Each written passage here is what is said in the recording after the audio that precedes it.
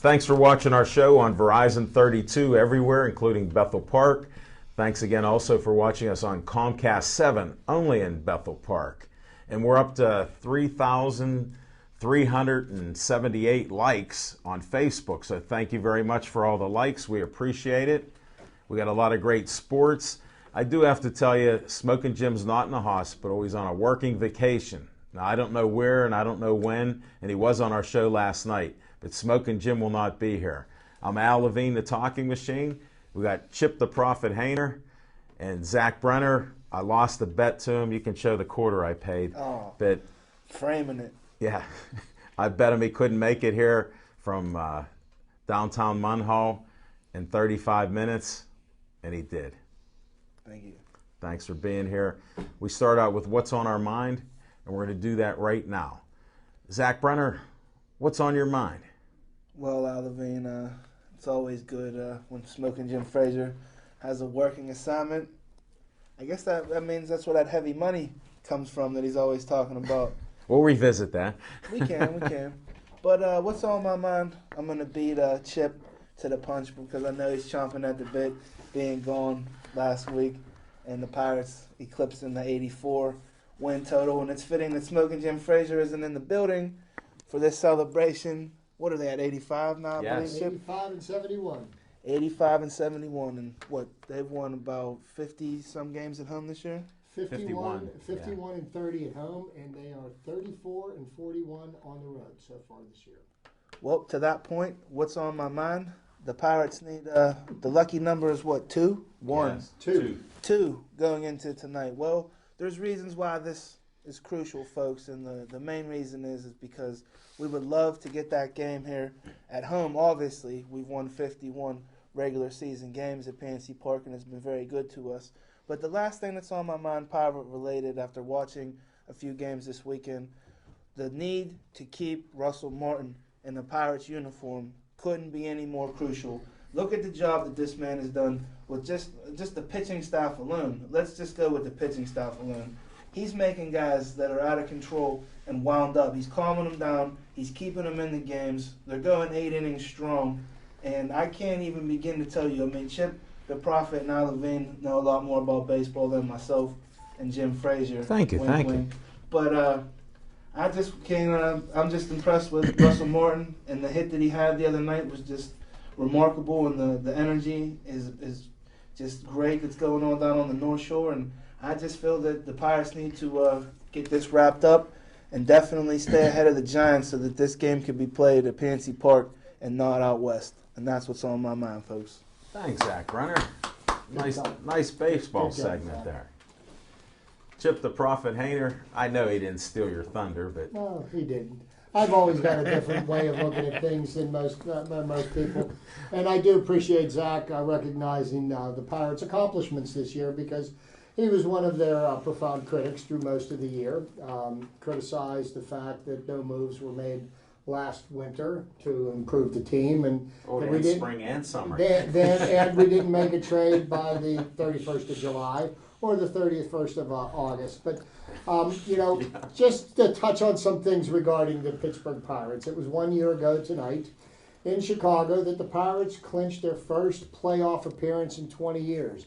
They ended 20 years of misery and losing by clinching the wild card playoff spot on September the 23rd, 2013. And wouldn't it be ironic if tonight the Pittsburgh Pirates would beat the Atlanta Braves, which I fully believe that they're going to, and the Cincinnati Reds and Johnny Cueto do us a favor by bumping off the Brewers, and the Pirates could clinch at least the second wild card playoff spot. Right now they're sitting in a position where they are holding the first wild card playoff spot because we hold the tiebreaker with the San Francisco Giants.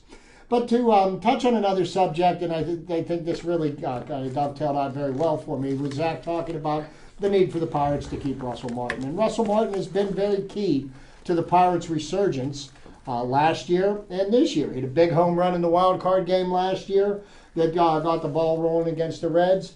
And he had probably one of the biggest home runs in PNC Park history against the Brewers on Friday night. Sunday afternoon, he also had the game-winning RBI in a 1-0 game. And yes, the Pirates really do need to re-sign Russell Martin. Is that going to happen? We're going to have to wait and see. And here's the reason why.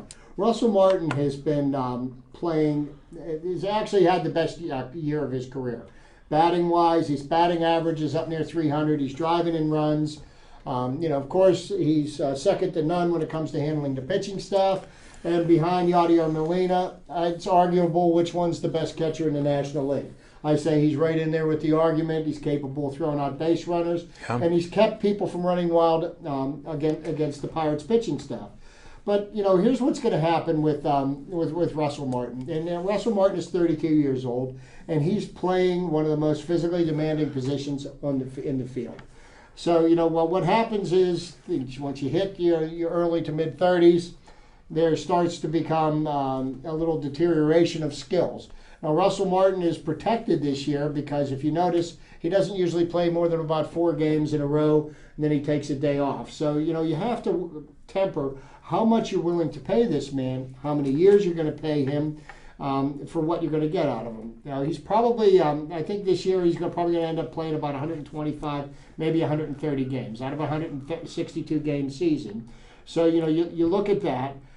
How many years do you want to lock him up for? Now, right now, the what I believe he's looking for is 4 years. And I think 4 years would be far too long of a contract to lock him up for guaranteed money. Because at 36, 37 years old, are you going to get the same Russell Martin that you're getting at 32? That remains to be seen. Now, he does have some affinity for the city. And, I could see if you could get him for 2 years in a club option, a mutual option for a 3rd year, I would like to see that happen. But, here's the reality of the baseball world that we live in. There's the Los Angeles Angels. There's the New York Yankees. There's the Los Angeles Dodgers. They're going to open up the checkbooks, and they'll pay him, $65, $70 million for 4 years. And that's something that the Pirates, really aren't going to be able to. And it doesn't mean that the Pirates are cheap. They're just going to have to find another way. But that all being said, those are questions that we can talk about a month from now. Right now, we are in the midst of one of the most amazing seasons the Pirates have ever put together. They've overcome more obstacles this year. They chose not to add a high-priced free agent over the winter. They felt that the team they had was good enough to win. They didn't trade away their prospects or any of their major league talent in July because they felt that the team they had was good enough to win. They didn't make another move come the end of August because they felt that the team they had was good enough to win. I've been saying it since the beginning of the year, and I will say it again. This team is good enough to win. They're good enough to beat anybody in the major leagues right now. They have proven it. They've gotten hot at the right time. 8 out of the last 10 games they've won.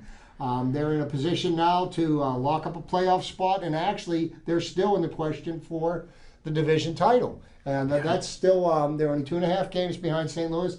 The St. Louis Cardinals, I just got to tell you, are these teams ever going to lose? I mean, come on. We'll revisit that. But anyhow. Bet your heavy money. The people are already complaining and criticizing the Pirates for not signing Russell Martin when, you know what, it's 2014. Right now, he's signed to play for the rest of this year. Enjoy it while it lasts. This is what we have always asked for as Pirate fans. Yep. We've got a contending team. And you know what? Why complain about things that are in the future? We'll do that in the future. Right now, enjoy this run. 6 more games, 3 more against the Braves, 3 against the Reds, and then we got a playoff series. And you know what? Once we get into the playoffs, anything can happen. But that's what's on my mind. Thanks, Chip. We'll revisit that. Good segment there. First, I got a public announcement. I want to know, John, if you can get that. Judge Ron Arnone gave me this on Community Day. Thank you, Judge. I said I'd promote that. If you could pull in on there. Can you get closer?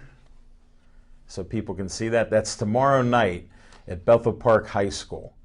And it's free admission there. And they have an expert, James Dill, I think it is. Yes. And it's about the dark side of technology. And it's about anti-bullying. Just because somebody's online, it doesn't mean the other person's being honest. And I'll leave it at that. The experts will tell you more about it, but protect your children, even protect yourselves, on this internet and mobile. You know, everybody has these mobile phones, 80, 90% of the people. So check it out. Make sure you go there. It's at the high school. Free admission. All these sponsors are providing free admission for you. So see you there tomorrow night at the high school. Thanks, John. Good cause. Good Yeah. cause. Absolutely. Definitely. It's needed in this day and age. No doubt about it. No question about that. And what's on my mind is James Harrison. I thought he could still play, except these guys get their agents and they ask for too much money. I believe he would have been playing with us last year, and he would have fit right in our defense like we needed him. Maybe we wouldn't have been 8-8. So you never know. Now, all of a sudden, he's retired, but he's unretired. So I'm glad he's in shape. Smoking Jim gave me the inside report, said he's in shape. So I didn't know whether to take that with a grain of salt or not, but I said, we need linebackers. Our players are hurting our other players. Timmons is injuring more players than anybody else has. So we need somebody that's not going to get hurt right away, and James Harrison can definitely deliver a blow, and he knows our system, and that's one of the things. As much as Shazier, I like him, he's still learning. It's rare that a rookie, it usually takes a couple years. Look at Troy, sometimes 3 years, sometimes more. So at least Harrison can fill in. Will he play every down? I don't think so. But he can be out there and be an important cog in this wheel. Because now that we're all riding the wave of a Steeler victory, we think we're going to the Super Bowl. We have an easy schedule. I'm still at 11-5, and that's what's on my mind. So we're going to do some revisitation right now. And Zach Brenner, I wanted to revisit your Buccos. I'm glad to see you on the bandwagon here. There was plenty of room. You always had 1 foot on and it wasn't quite up, but I lifted you up here now. And part of it is, like I had said before, I drank Chip's Kool-Aid last year, but I've always been a disgruntled Pirate fan because I know they could do more. We're a small market team. Other teams have done well. Now what's happening is when they make rules against your minor league acquisitions and pay, that tells me that you're doing something right. Now, I'm normally patient except in baseball because it's a slow sport anyhow. But I want to see the players come up here. Now we're seeing that. So it took 7 years. I don't care. At least they did it. And some teams never do it. And my point, not to get too crazy, but welcome aboard. And you should, like Chip said, because I'm enjoying the games. Russell Martin hit the biggest 3-run homer that I've seen, at least at PNC Park. There was no chance in this game. They were dead the whole game. And I saw that stadium erupt. And I said, we're in a pennant chase. Yeah, and and the thing about it is that, they built it. When Bob Nutting took over as the principal owner, okay, Right. from the McClatchy group, the cupboards were completely bare. They were buried in debt. Okay. Sure. And the farm system was devoid of any talent. There wasn't a one farm thing that they system. did, the previous administration did do, is they did draft Andrew McCutchen. But Andrew McCutchen was still a few years away from getting in. So what they've done was they tore down they blew up the whole thing. And they rebuilt from the ground up, and they started with a good, solid foundation. And now it's produced results. And you could see it. They actually, believe it or not, everybody says that the Pirates won't spend money, and they're sick and tired of it because they won't. But the Pirates actually outbid the New York Yankees for Russell Martin's service when they signed him 2 years ago. Yep. And the Pirates have also been signing the draft picks that they've been drafting, because you can remember for years they would draft these kids, and these kids would refuse to sign with the Pirates, and because the Pirates didn't want to pay the enormous money that the top the dollar. Steinbecks were getting these kids. But the thing that's a key to the Pirates organization is they have a business plan. Okay. Now, Bob Nutting is not a baseball guy, and the thing I admire about Bob Nutting is he keeps his hands off of the team. He hired good baseball people, and he's letting them run the He's a the smart business. businessman. He's a smart businessman, and he said, "Okay, so we're going to set up budgets every year, and this is how we're going to run this team. We're not going to go hog wild and spend all kinds of." So they're working within the budget. Now, what you have to do to be able to make this work the way they have is your scouts have to scour every small town in the United States, Puerto Rico, the Dominican Republic, Japan, Cuba, everywhere. You've got to find the hidden gems. And they did it again this year. They found in the Frontier League, okay, in a small town in Iowa, Holtzcomb. This kid's 6'9", Yeah. and he's Just had his first win the other day. Nobody can touch him. Okay, and this guy's pitching in the Frontier League. They found him. Nobody else had him on their radar. Right. You find gems like this. You bring people up. Edison Volquez. He was the worst pitcher in baseball the last 3 Another years. reclamation And they project. sat there and they saw something in him that they could fix, that they could work with. And I'm beginning to believe that, you know what? I'm not going to question their moves anymore. I'm just going to let them make them and see what happens. They brought A.J. Burnett in, and A.J. Burnett was already an established veteran. He was an innings eater, but look what they've done. Well, his record was only one game over 500. So and they've been very fortunate, though, that they were drafting kids that were blowing out their arms and misevaluating talent, and so it was good to when they. I think it started to change when they made the moves down in the Dominican, and they built a nice facility down there, and they got things going. And down let me there. tell you something about the Dominican Republic. Blanco. The Pirates are one of the most highly identifiable teams down there, simply because of Roberto Clemente. I mean, from Puerto Rico, he's a legend in that whole area. Yeah, so that's what the carries over. entire Caribbean. Exactly. So anyhow, they've got a plan, and they're working their plan, and I think it's really a lot of fun to watch, because you're looking at teams. Look at the Brewers, their payroll, $130 million. And you know what they did? They have had one of the biggest collapses in Major League history. Yeah. At one point, they were 9.5 games in first place. They scared everybody at the beginning of the year. They spent 153 days in first place, and they're going to be one of 3 teams in Major League history to have held first place for 153 days and not make the playoffs. Yeah. I mean, that's huge. But sure. We'll look at all the other teams spending $170 million, $180 million. Look at the Phillies. The Phillies have gotten themselves in such bad state. They've got Ryan Howard. They're paying him $25 million. They've got Cliff Lee. They're paying him $25 million. They've got Cole Hamels. They're paying him $25 million. A.J. Burnett. They're paying him $16 million. They've got so much money tied up that they can't give them away. Okay, now if they're going to want to get rid of these players so that they can get prospects, they're going to have to eat most of that contract, and then they're going to be paying other teams players like the Yankees did. Well, to give you an example of a catcher that the Pirates went out and signed, they went out and signed Jason Kendall.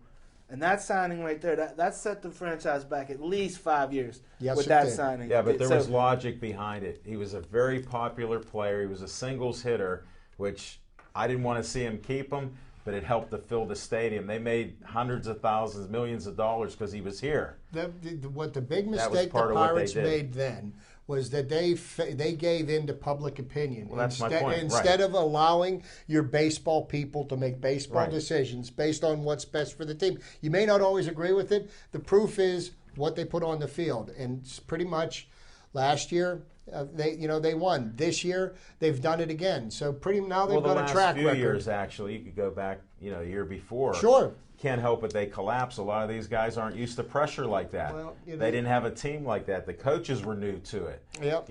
When you're just How going about on that pitching staff too? The pitching staff, which was criticized most of the year, has gelled at the right time. With good reason, though. Well, no. I got to butt in there. When you're not producing and you can't hold a lead, I mean, we have, 40 wins, 40 comeback wins. Yes. So just that alone shows you had to have good pitching, not just good hitting. No. It shows you if you can't come back and win, somebody got to hold a lead. And we didn't have that early. The weak spot in the in the pitching staff was the bullpen.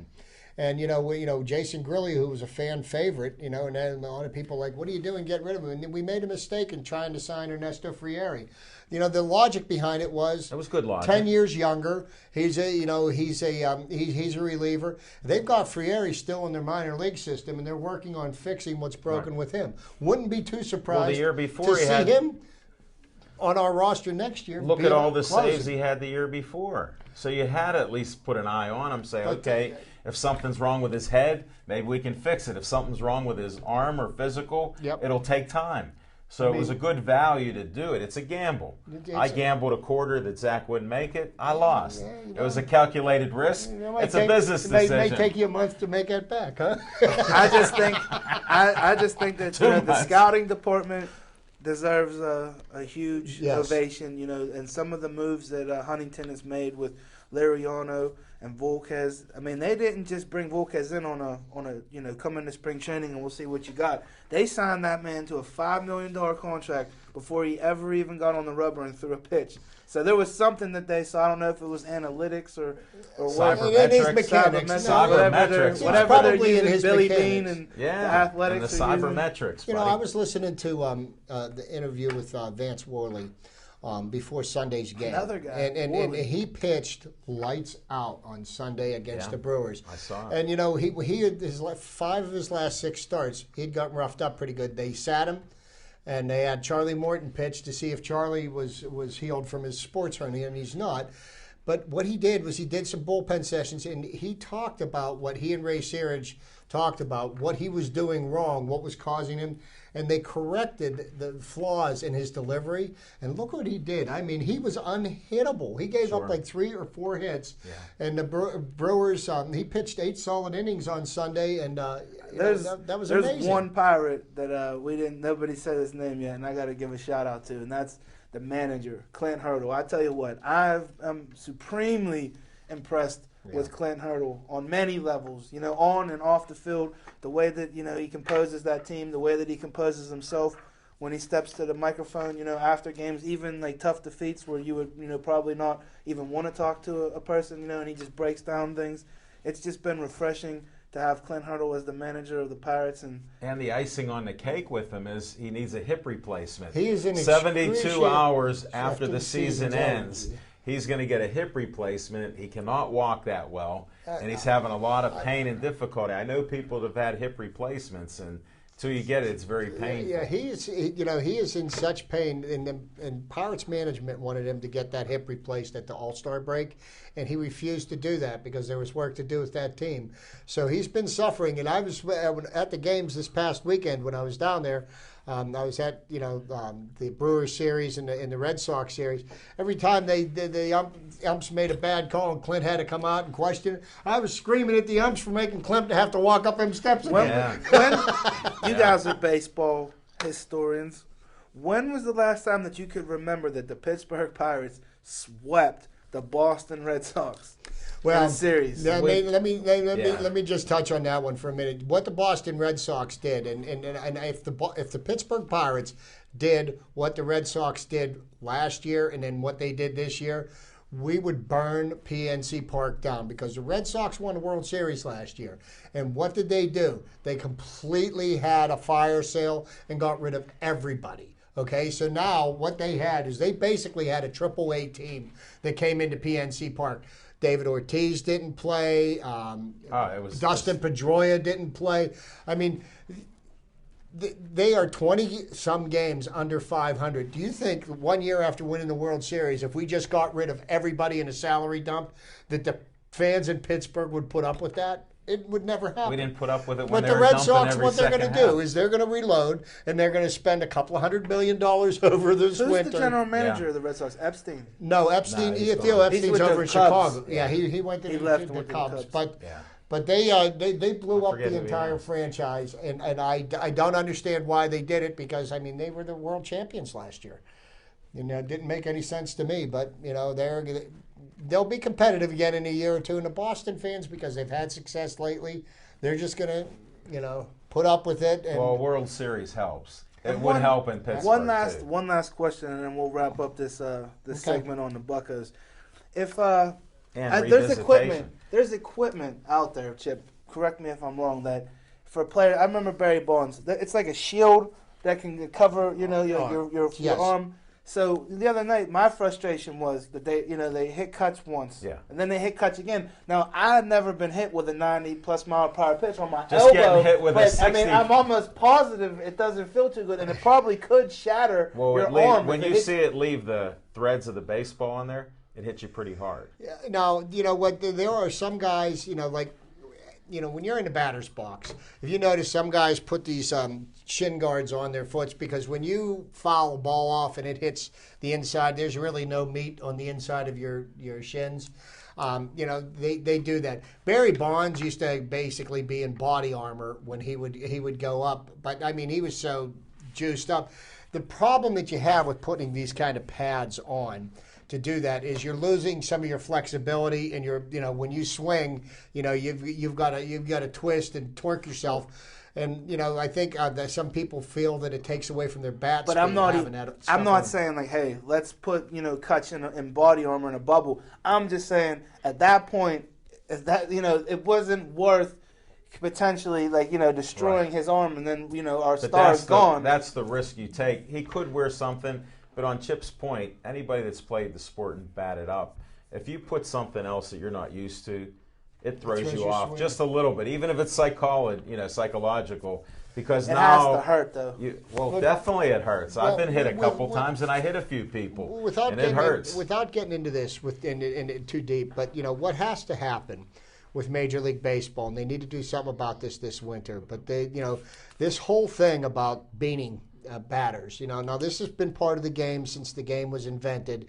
There's stories about Bob Gibson, but I was listening to one of the greats talk about, like, Bob Gibson, Juan Marichal, Don Drysdale. When they would plunk you, they'd hit you in the backside, they'd hit you in the back. But what's happening now is guys are throwing 95, 100-mile-an-hour fastballs, and they're throwing them at people's heads. Giancarlo Stanton for the Marlins got hit in the mouth, knocked teeth out of his mouth, shattered his jaw.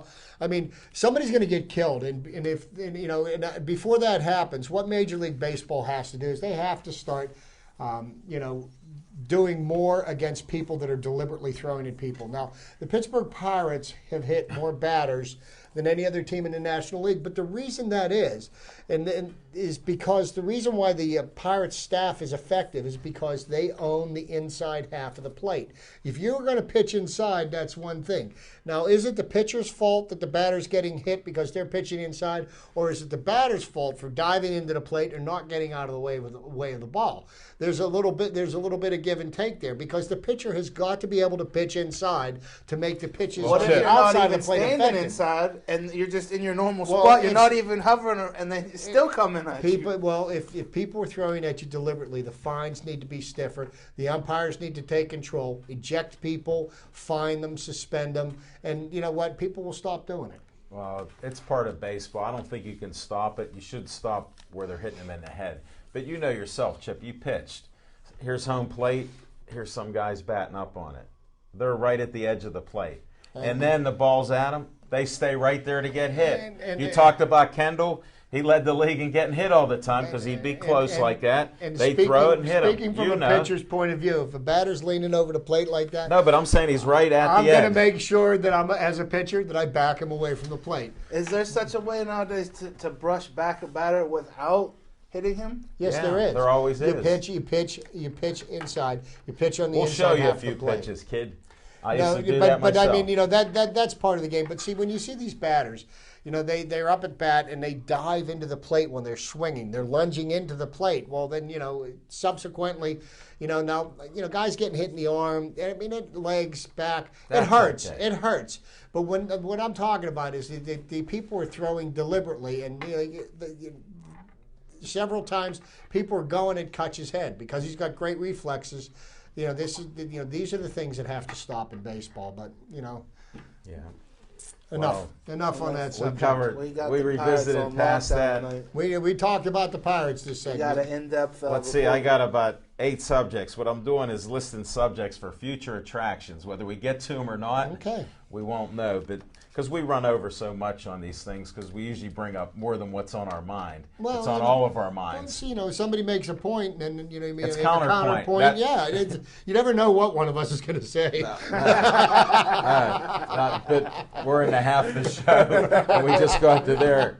I'll do a brief sip sports bar. We had a great show last night. A lot of great guests. The video's not up. But it was just, and it looks like it's going to be one of our last shows. Next week may be the last show. I'll get confirmation later this week. And then we're in the process of moving out. I'll have details on that when it happens for sure, and we'll announce that. Bittersweet.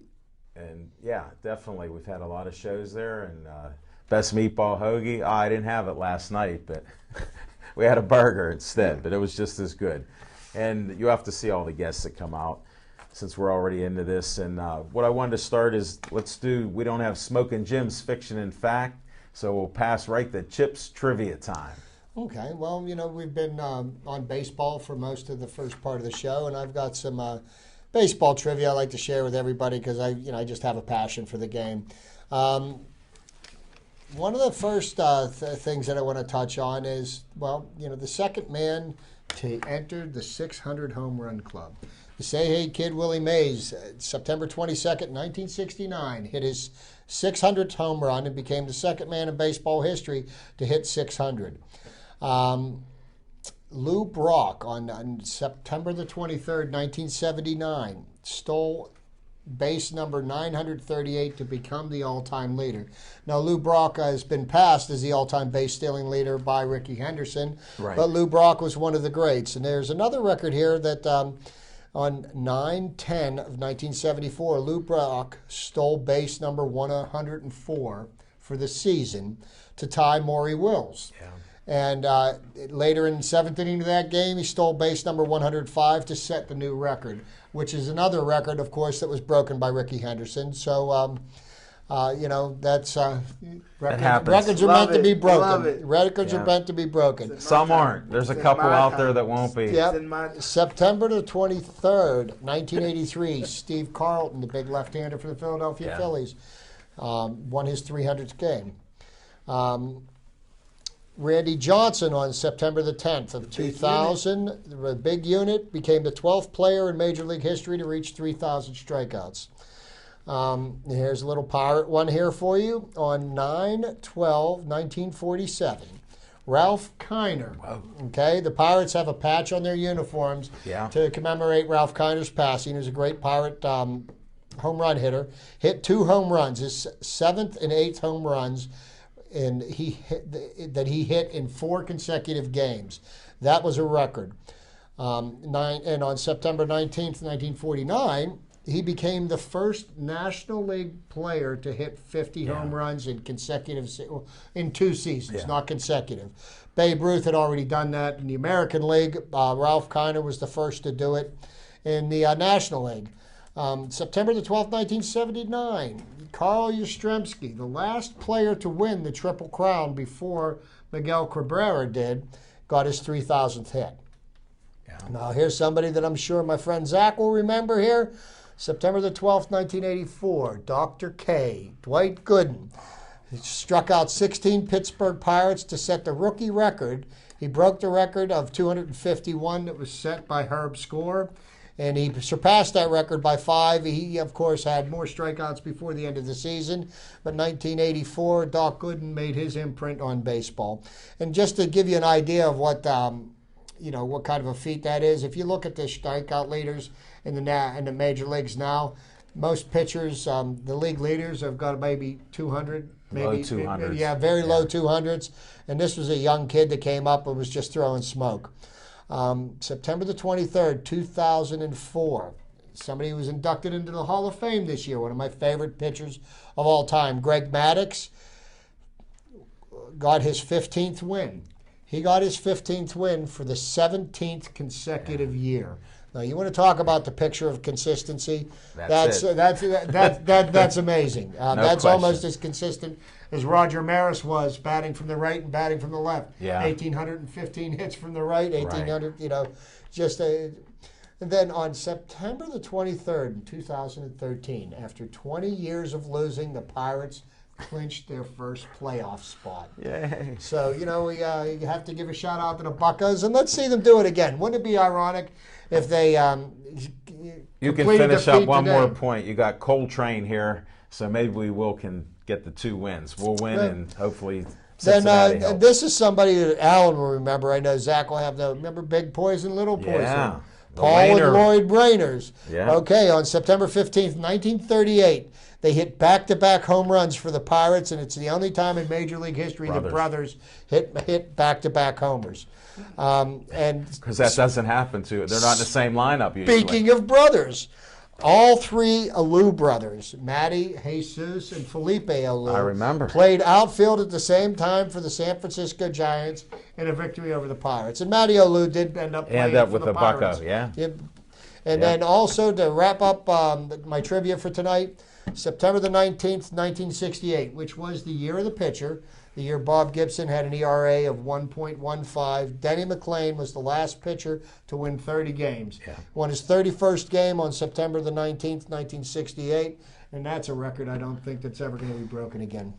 No, I don't think. They won't get enough starts, and They- they don't complete games, and the And relievers, like happened with us, With you the lose the five-man game. rotation, it's usually they get about 32 to 33 starts a year.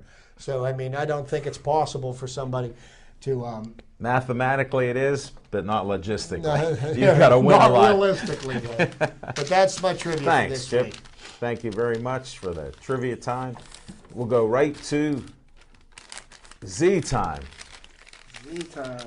This is our rambling Z time. He starts picking subjects out of I don't know what. Well, I want to start Z time off by giving a shout out to Lightning Rod Sulka's brother-in-law for making me aware that there's eighths and 16ths on the tape measure, because How for that years apply- we never got that precise, Mike. But I thank you for bringing those back and making us aware of those measurements at BC. We'll get better at that. But what's really on my mind is we got some fights coming up. I'm sure that's probably on the list. So Yeah. I'll tread lightly. No, you can talk right now. Yeah. That's fine. We got it happening. Talk This is about the boxing scene. yeah. We Put the got boxing out. November 14th, Sammy Vasquez headlines a card for Iron Mike Promotions down at the console. It'll be the second boxing match ever at the Yeah. console Energy. In the lower hill. Lightning Rod Sulka will also be fighting on that card against Monty Meza Clay. So we have a battle of two of the little guys in the city of Pittsburgh. Somebody has to lose. You got a brawler versus a boxer. It's going to be an interesting matchup. I hope everybody buys tickets and comes out and supports local boxing in the city of Pittsburgh. I'd like to give a shout out to Ted Morconja, Skeets, and all the guys down at Pittsburgh Boxing, down on 51 at the bottom of Maytide. There's a rumor that they might not be there for too much longer either. The last thing that's really on my mind is I get a little choked up when I think about the run coming to an end at SIPS. It was a great run. A lot of things were accomplished. A lot of great people were met. A lot of great events were announced. So it's kind of bittersweet for it to come to an end at SIPS. But I also look forward to wherever we may end up next in a similar streak. But it's going to be hard to duplicate the kind of shenanigans and antics that were pulled at SIPS Sports Bar. You think? The bar's been set real high. There may never be a Hall of Fame class as good as the one as Jim Frazier put in at SIPS, but I'm just honored and I'm humbled by the time that I spent, and I look forward to the next stop. Thanks, Zach. We're still on boxing, but you didn't bring up about your streak, which 33 in a row at SIPS. I don't think it can be broken now. No offense, Sindel, if you're listening to it, but your streak will end because there have to be an asterisk there because we won't be at SIPS. So the son that I can't get rid of that I didn't know I have, Zach Brenner, I'm glad we met. This isn't over, and the bar is set high, but I don't see any limitations.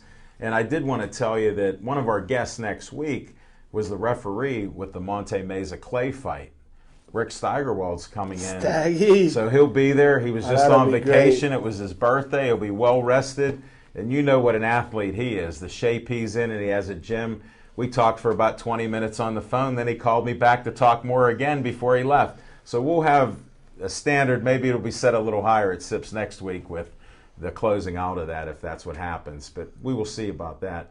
And there is great boxing. Isn't there October? Well, there's this weekend we're supposed to have boxing in the Hill District at the old YMCA where Jimmy Savetic has a gym now. There's supposed to be boxing there. We're looking at trying to get the arrangements on what time of the day it is. We haven't got the particulars yet, and it's only frustrating. Tuesday. It's frustrating. So, but Jimmy's like that. He's a legend.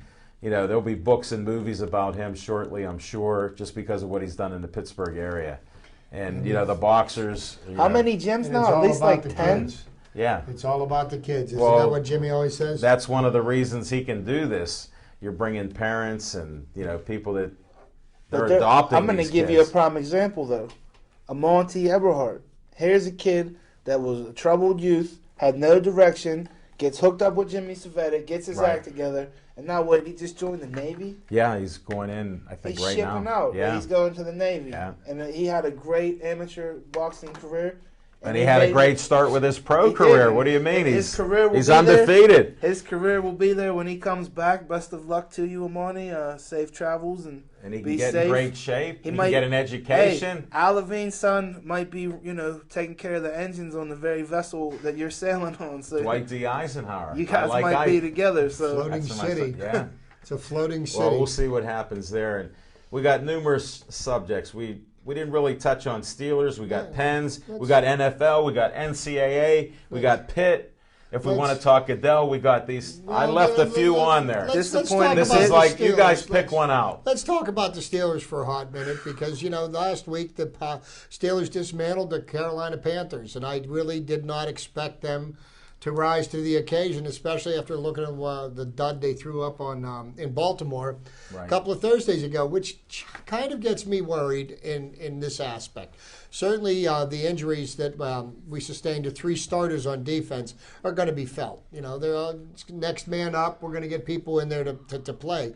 Right. But, here we've got the Tampa Bay Buccaneers, who are 0-3 and probably played one of the worst football games in recent memory last Thursday night. Yeah. Sure Now, was. you think about what the Steelers did the week before, and look what they did this week. Now, everybody's saying the Steelers' schedule gets easy. Everybody was expecting the Steelers to be 1-2 Right. going into this Well, stretch not of the me. schedule. Not me. But this is the thing that scares me, is that the team, when the Steelers, after a big victory against an opponent they were supposed to lose to, when they go into a series of games against teams that they should manhandle, sometimes it doesn't work out that way. And I really hope that they come out focused.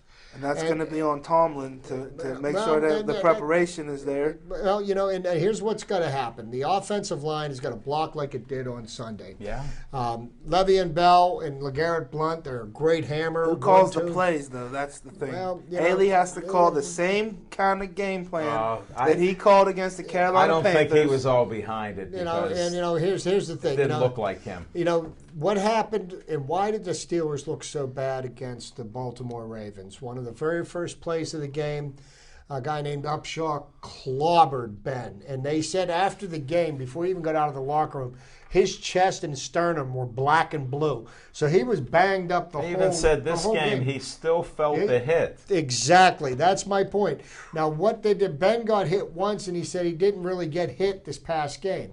That's the key to the Steelers winning. If you can keep Ben from getting clobbered, there's a better chance of us being able to run our offense. And the offense all keys off of the running game, and that's what's gonna work. Well, again that's for what the us. traditional Steeler game is. The NFL's changed. The thing I'm always talking about the offensive line and how poor they are. But now they're younger and they've played a little bit together, so that helps some of the cohesiveness. Now, does Gilbert let a lot of sacks in there? Of course.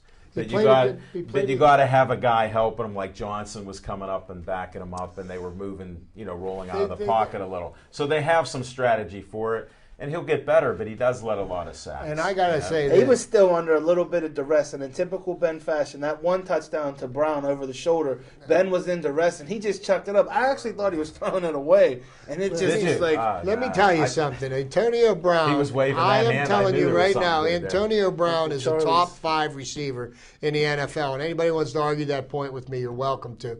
But Antonio Brown has really, really stepped up. But you need that 5 or 6 seconds to do it. So let Ben run a little bit. This protecting him all the time, he can't be protected all the time. Does he extend Ben's not plays? No huddle. Ben's not going to allow you to protect him because he's going to roll out of the pocket. Ben moves. They need to continue, and I saw a little bit of this on Sunday night in Carolina with the no huddle.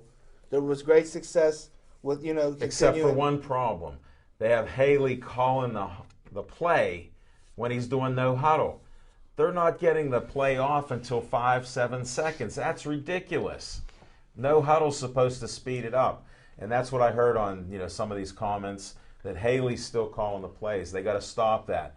Let him sit on the sideline. He can be a figurehead like Tomlin.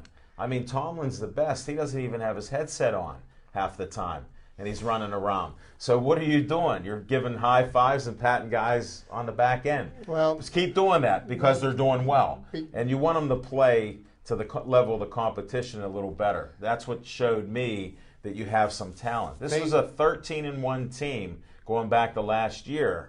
And look what they did. They Right, threw kept some Cam knockout Johnson in punches. check. But Alan, to Exactly. speak to your point, they played up to the level of the caliber of the Carolina And I know- Panthers. I guess and so by get that up same there. token, don't play down to the level of the way Well, they the will. Buccaneers were playing. No, they will.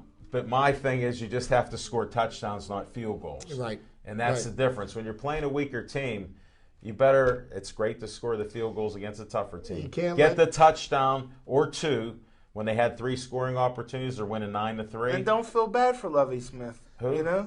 No, you know what? The head coach Here's of the what you can't let him Buccaneers. do. You can't let I him. don't You care. can't let him come. I don't into even want to know who the other coach is. Who's the You players? can't let him come into our house and punk us. Yeah. I don't. Well, here's my I would thing. bet against the letdown. I would bet against Well, it. there'll That be a ground game- letdown. I There'll just be a wanted to make my letdown, but point. they're going to win.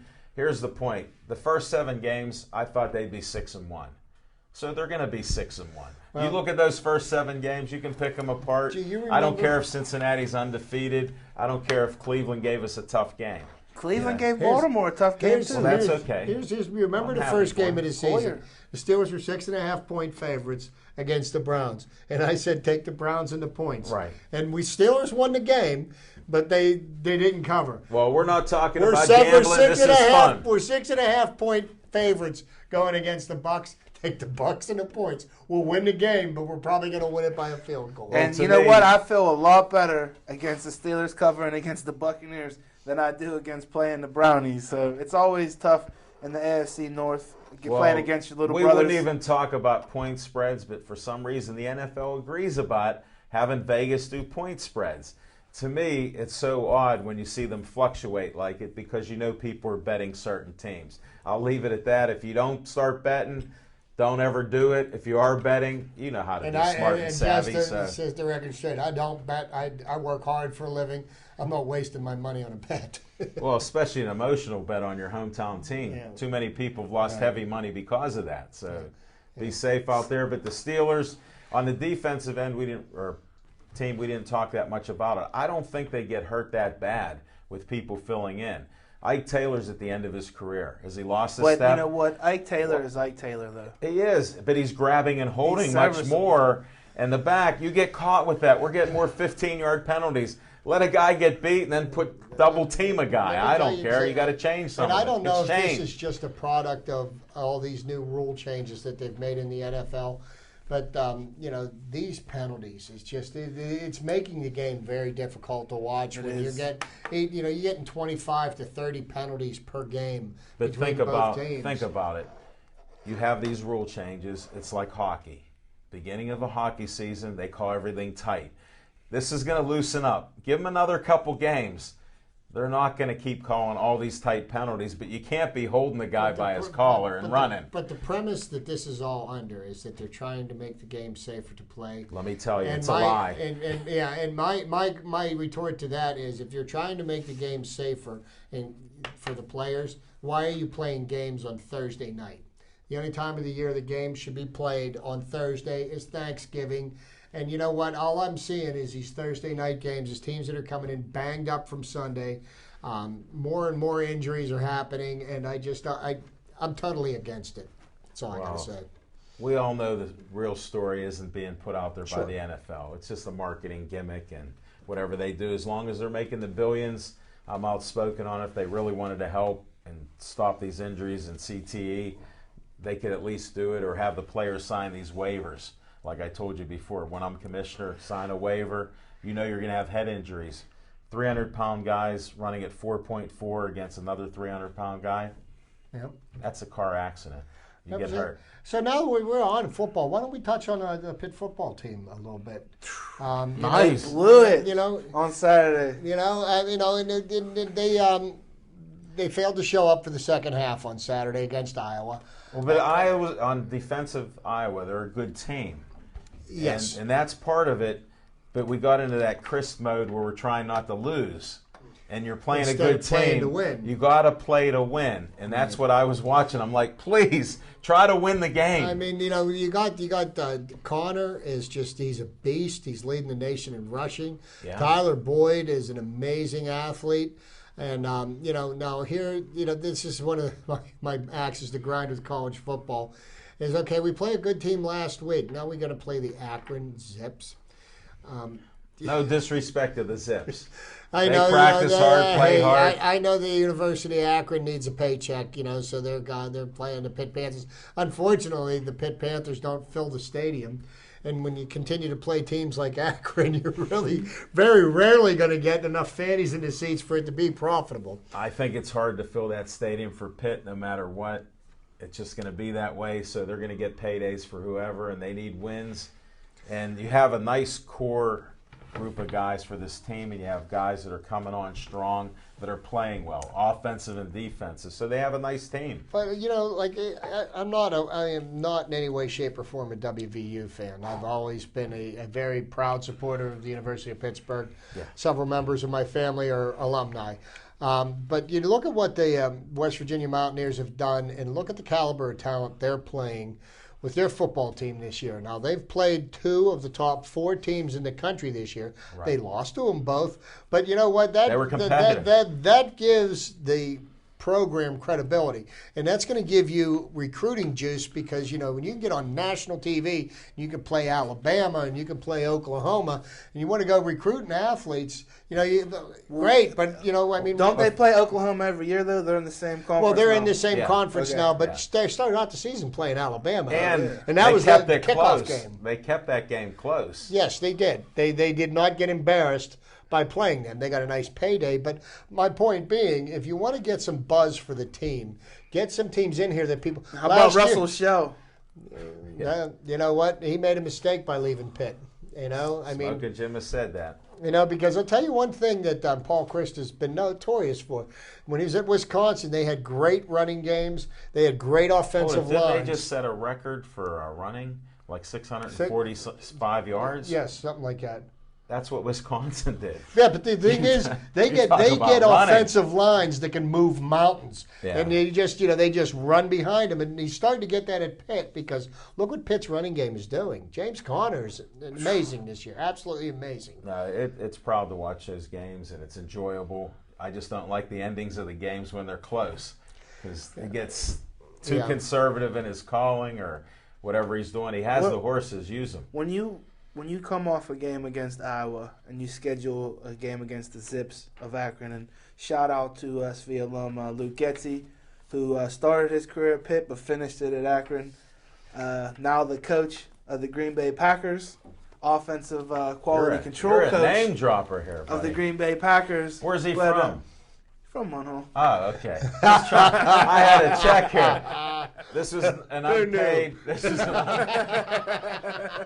I knew it before I met him, and now that I know he's giving a promo. To get back to my point, Which they're one? not one of the elite programs in college football. When you play, a team like Iowa, and then you schedule a team like Akron mid-season, you're basically saying that you're not one of the elite. When Chip just made the point about West Virginia has already played Alabama, Oklahoma, 2 of the top 5 programs in the country. Yeah. They might as well go play LSU and round it out for the season. West Virginia wants to take on everybody now, but God bless the Mountaineers. There's not a lot to look forward to in West Virginia.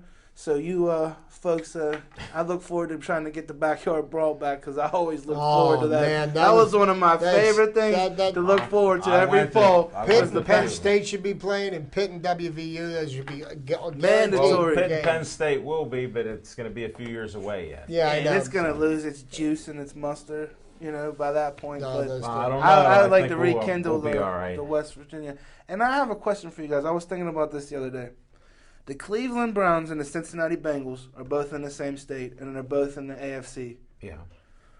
The Steelers and the Eagles were the Steagles at one point, and they were basically one and the same. And now they have them separated, across the state. But I just always felt like that they really killed that rivalry by not putting the Eagles in the same conference as the This is what Steelers. they did, but this was just this was before you were born. When the NFL and the AFL merged, one of the things that the NFL did to give a little bit more legitimacy to the American Football Conference, which became the AFC, was the Steelers were a team that was in the National Football League, A losing team. a losing team. So the Steelers were given over to the American Conference to balance it out. So they split them from conferences, which basically separated them from playing rivalry games. I mean, they're amongst Pittsburghers and Philadelphians. There is a little bit of a rivalry when we do play, but we don't play often enough because. But and I could attest to in hockey, that's about as It would one of get the bigger heated up. rivalries. It would get heated up in baseball, football, wherever you put it. If you put Philadelphia and Pittsburgh together, Correct. there's a natural But rivalry. like I said, I just But it always didn't happen wondered. because of what Chip said. That was in the 70s when they did that, and it was a peaceful plan. And the Steelers voluntarily took money I thought and even got like in the a conference. year or two ago they realigned and they tried to do a Yeah, couple but you things still and they have still the NFC tradition and you have the AFC tradition now. When you're talking almost 40 years of that, they're not going to break up that because you have the Washington Redskins and the Eagles and Dallas and the Cowboys, Eagles. the Giants. So yeah, and the Giants, of course. So you have that hub there. So they can't really get us in. If we would have been a winning franchise back then, we would have probably stayed in the NFC. We weren't. So it was a great financial thing for the Roonies. Hey, God bless. It was a great. Well, I didn't say it's bad. The, I'm all the about merger it. happened after 1970. That was after the Chiefs beat the Vikings for the fourth Super Bowl title, and it was after that the Now, division. the hunt- came. Could you guys Lamar name the Hunt. coach of the Kansas City Chiefs? He was the snazzy Hank guy to wear Stram. the suit. Yeah, Hank Hank Hank Stram. Stram. Yep. and See, Lamar Hunt was the owner, so the Hunts had more money than you can even imagine. and you know oil. what? I'd like to give a shout out to NFL Films because if it wasn't for NFL Films, Is that how you learn my it? generation, we wouldn't even know about a lot of these greats. You'd have to dating watch back. Pittsburgh Sportsline and Chip and myself giving you a little history. No fiction and fact, just history. Zach, I do feel very fortunate to have been a sports fan and I was born in 1960, so through the mid to late 60s and on, baseball fan, football fan, and I got to watch a lot of the people that you're watching on highlight films. I got to watch them play on a regular basis, and everybody talks about how great Terry Bradshaw was. Let me tell you something. Terry Bradshaw got booed in Pittsburgh more than probably any other quarterback that played here. I mean, people questioned his intelligence. It was funny because now everybody looks back and they said he was so great. Well, I was next to those guys that were yelling at him and screaming words like you wouldn't believe. Yeah. And here's what was amazing. He'd get hurt, and our fans would cheer. yeah. So but anybody- they give a point about the fans, especially at a Pitt game. A couple years ago, they were clamoring for Stahl to get yanked for a young, unproven Cincinnati. And I actually heard a fellow, when Cincinnati came in and threw a one completion and said, "That's the next Dan Marino." Well, folks, if you're watching this guy, you remember who you are. He's playing for Tino the Cincinnati- Saskatchewan Was he Rough the next Riders. Dan Marino? There's no comment. That whole Cincinnati era, I don't even want to talk about it because that's just Ooh, it was unbelievable. Jimmy Yeah. and Nino, they're very heavy contributors. Hey, Well, love we're- the Cincinnati we're, brothers. We're Penn gonna Mac. wrap. We're gonna wrap this up. I want to thank everybody for watching our show. Thanks for listening in. We're getting a lot of great feedback that you are watching us on Verizon 32 everywhere. I'm even hearing people are watching us on YouTube, checking out our YouTube shows. So that's Do it. pretty cool. And always Comcast 7 in Bethel Park. Thanks, John the Tiger Kiger on camera. We got Matt Harkins in there with Devin Shea. I don't know what they're doing on the show here, but I guess they're doing a great job. Devin got so many compliments yesterday that his head swelled up. So, and have a good general. night. Let's go Drive Bucks. safely. Let's Go Bucks. Buccos, Steelers, Pitt, anybody else. Good night. Wins.